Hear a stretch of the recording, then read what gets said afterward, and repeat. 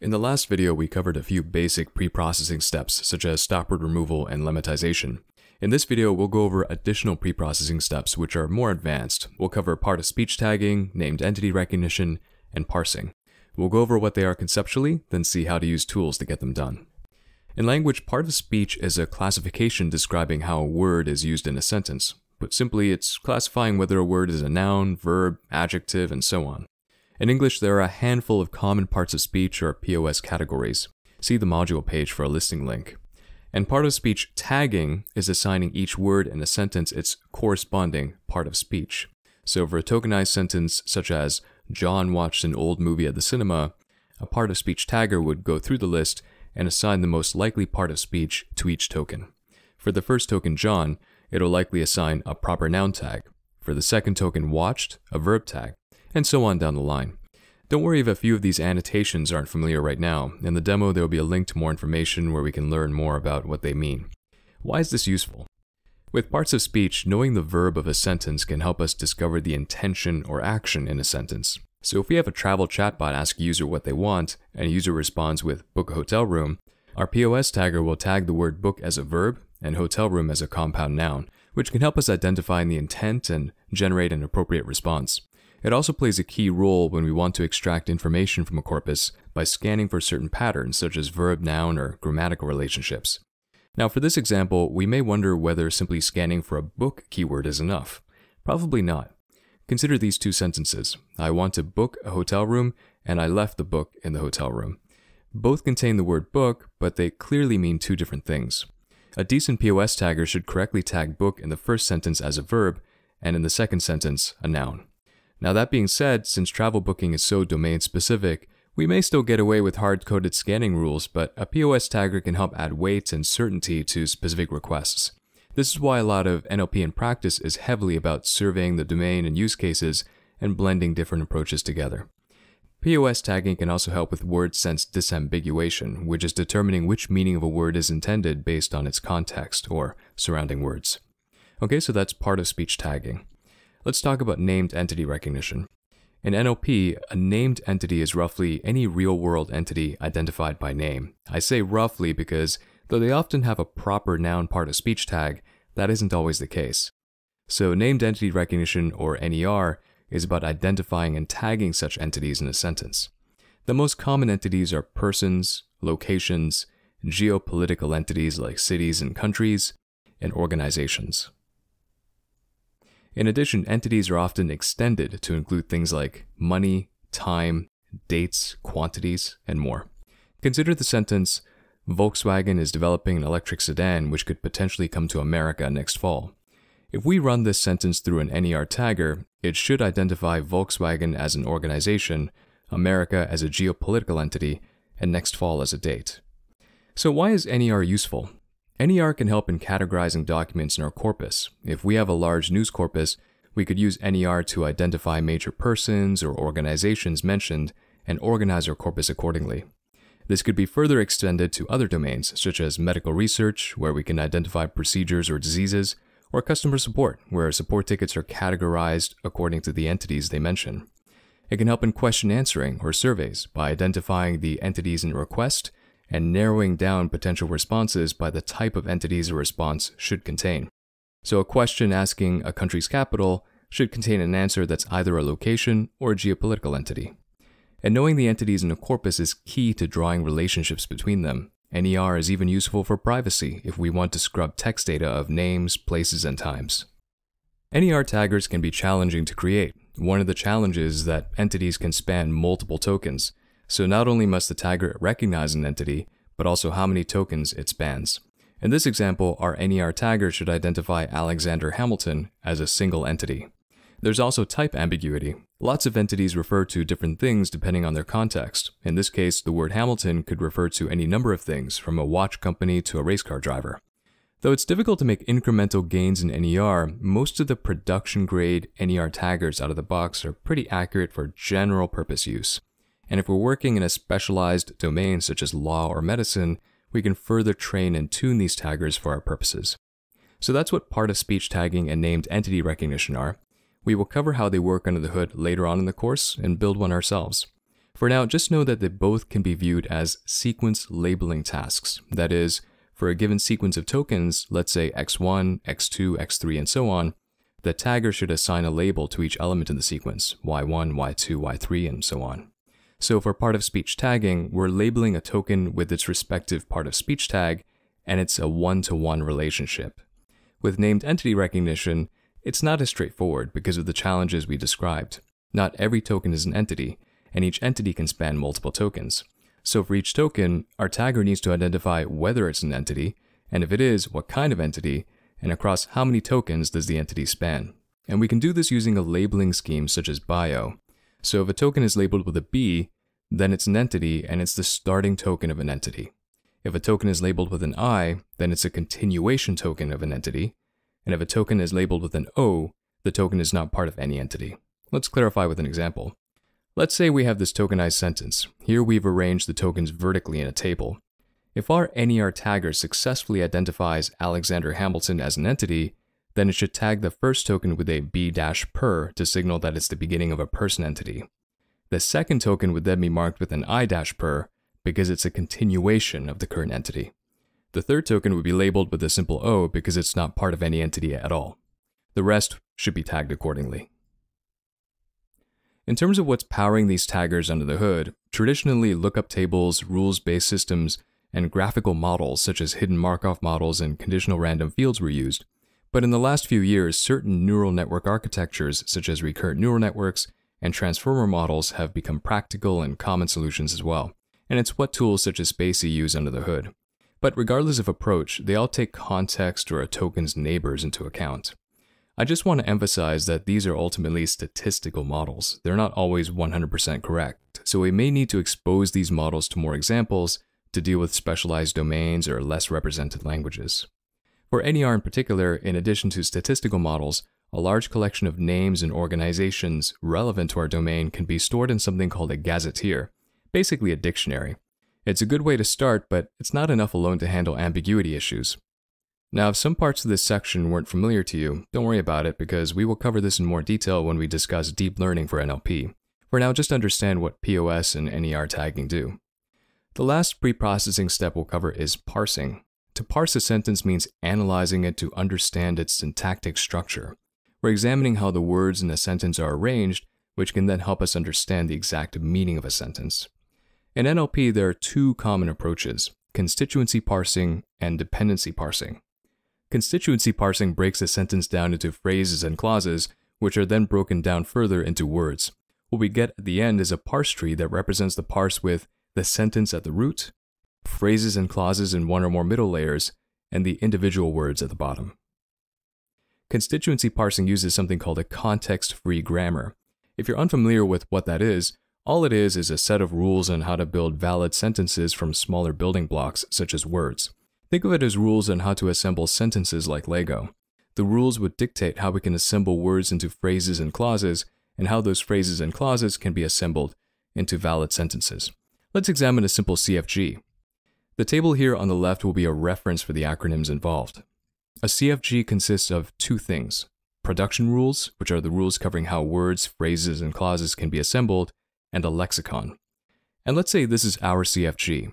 Now, this may look dense right now, but it's pretty intuitive once we wrap our heads around it. Looking at our first rule, we're saying that a sentence S is composed of a noun phrase followed by a verb phrase. So a valid sentence should start with a noun phrase and be followed by a verb phrase. An example of this is, the room was booked. Looking at the second rule, we see that a valid noun phrase is either a personal pronoun, or a proper noun, or a determiner followed by a noun. Those vertical bars mean or. And this is where the lexicon comes in. The lexicon supplies rules on terminal symbols or words. In this case, the lexicon tells us we have a valid determiner, the word the, followed by a valid noun, the word room, and so a valid noun phrase. And it just recursively continues like this until we can't go any further. One more example to clarify. Consider a simple sentence such as, she enrolled in the course at the university. Running a constituency parse on this sentence could yield this potential parse at the first level, a noun phrase followed by a verb phrase. At the second level, the noun phrase containing the single word she is terminal, no more parsing to be done there. The verb phrase, however, is further broken down. Enrolled is a verb in past tense, and it's followed by two prepositional phrases. And this keeps going until we reach the end of the tree. Note that different parses are possible here depending on how the sentence is interpreted. For example, one way to look at the sentence is that she enrolled in a course and did so at the university. The other way is that she enrolled in a course that's taking place at the university. This is a reminder that human language is often ambiguous, and the parser will display biases depending on the underlying algorithm or how it was trained. The other type of parsing is dependency parsing, which is what spaCy uses and is more common in NLP in general. Rather than using subphrases, dependency parsing describes the syntactic relation between words using directed links. These directed links between words are known as dependencies and describes which word depends on which word and the relationship between them. And this is done using a dependency grammar. So a dependency parse of the previous sentence would look like this, with the arcs labeled with the type of dependency relationship and the part of speech tag underneath each word. And we can break it down by examining a couple of pair relationships. For example, the relationship between the words the and course. Here, the word course is the head or governor, and the word the is the child or dependent. And the head points to the child in a determiner relationship. So the is the determiner of course. We say that the depends on course. The word course is the head because it's the organizing word of a larger constituent, in this case, the course, a noun phrase.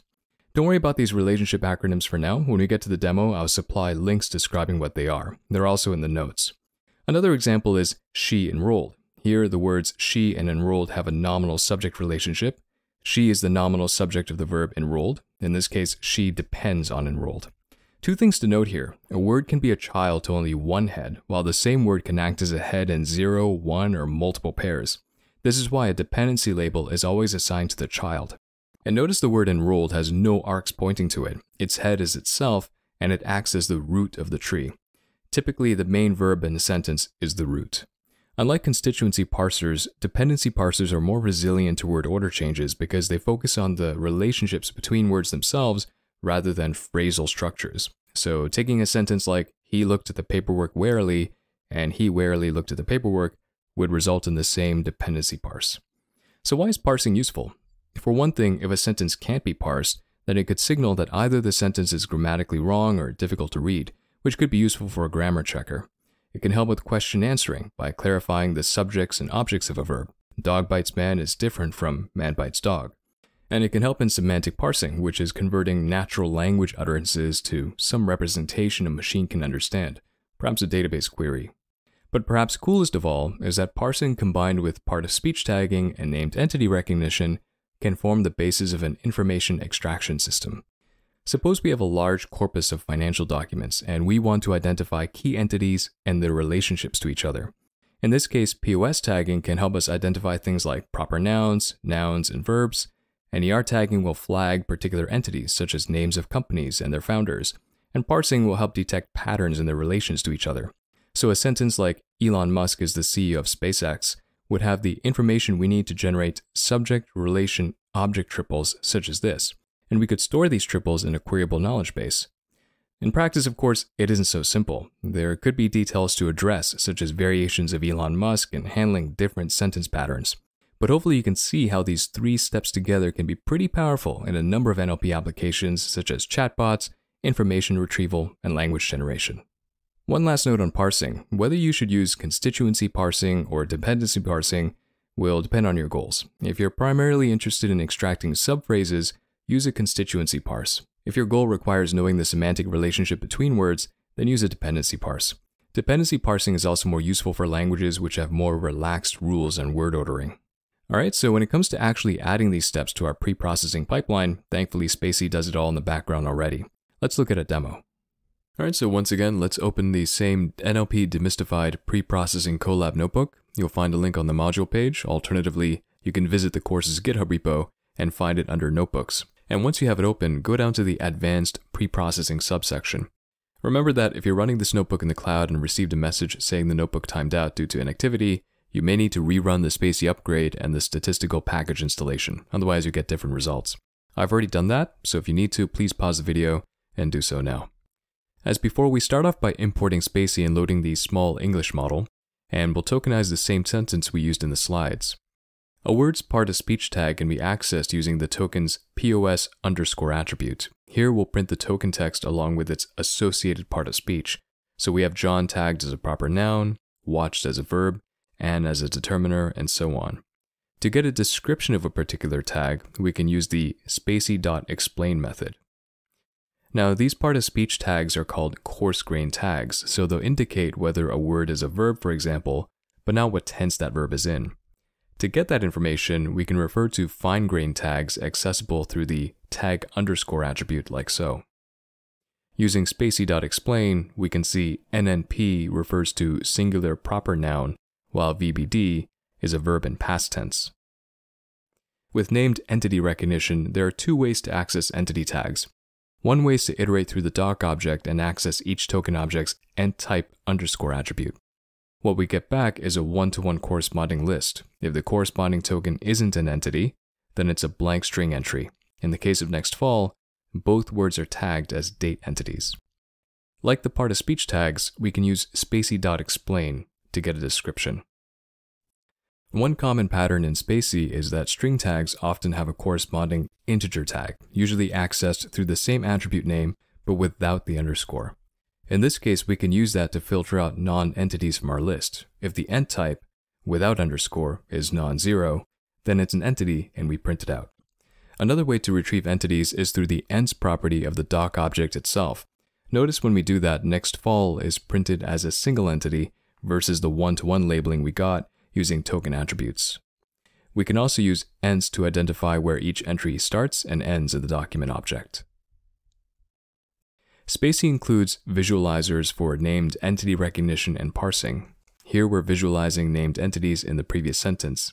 Just make sure you set the style parameter to ent for named entity recognition. Here's an example highlighting the importance of tuning the tagger if our corpus is domain specific, such as entertainment. We'd probably want to keep Ridley Scott tagged as a person and maybe add additional tags specifying his job on a movie. But we probably also want The Martian tagged as a film or something. Finally, parsing. To make it easier, let's start by visualizing a parse. Note the style parameter is assigned a dep value here.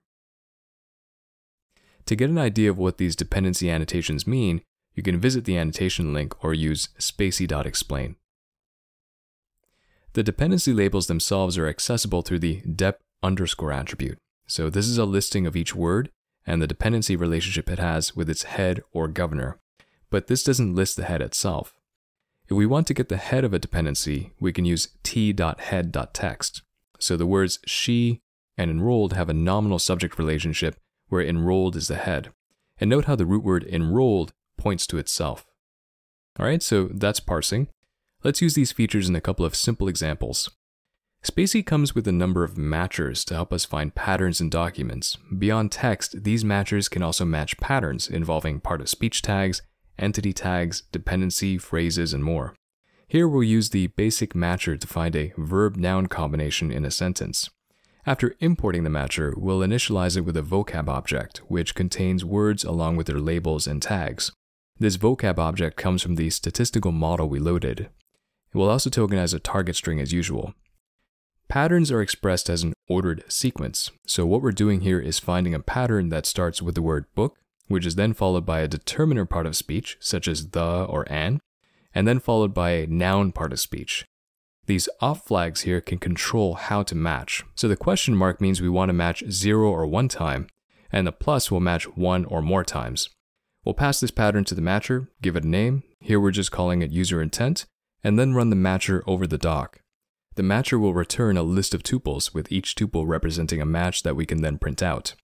So what we get back here is book a hotel and book a hotel room. So this demonstrates what the matcher can do, but the way it's set up is brittle. And what if book is capitalized? What if someone uses the word reserve instead of book? Hotel room is a compound noun, but what if someone wants to book both a flight and hotel room? Maybe for a more complex sentence such as, I want to book a flight and hotel room in Berlin, we can look at noun chunks instead and look at the phrase head for each chunk, which will provide more information. So this extraction here is more illuminating in terms of what the person wants to do and where. So a person wants something. There is a noun phrase containing nouns relevant to our domain, and the associated root is book. And there's also a location along with a determiner for where. We can further use named entity recognition to isolate Berlin as a destination and disambiguate it from the other nouns, such as flight and hotel room. Now, there is still some ambiguity here. Does the person want this hotel room in Berlin, or do they want to do the booking from Berlin? In most cases, though, it's the former. Still, you'll find that we can pile on rule after rule and still not quite get there. As we mentioned in the introduction, most production systems these days are a combination of layered approaches. If we have a narrow domain with a finite set of cases, using rules such as this can help us get the job done fast, especially for things like chatbots which are operating in a narrow domain, because most free-form chatbots are terrible and a bad chatbot is infinitely worse than no chatbot. This approach is also a great place to start with prototyping, but as our requirements get more sophisticated and the cases more varied, we'll need to blend in more powerful techniques, which we'll learn as the course progresses. Here's another simple example here to explore on your own, and after that a few exercises on retrieving entities and using another spaCy matcher, which I encourage you to work through. To finish off this section, I recommend checking out the links below about spaCy's underlying processing pipelines and learning how to add your own preprocessing step, how to disable steps you don't need to save on time, optimization tips, and more. And if you're interested in learning more, take the free short course from the creators of spaCy itself.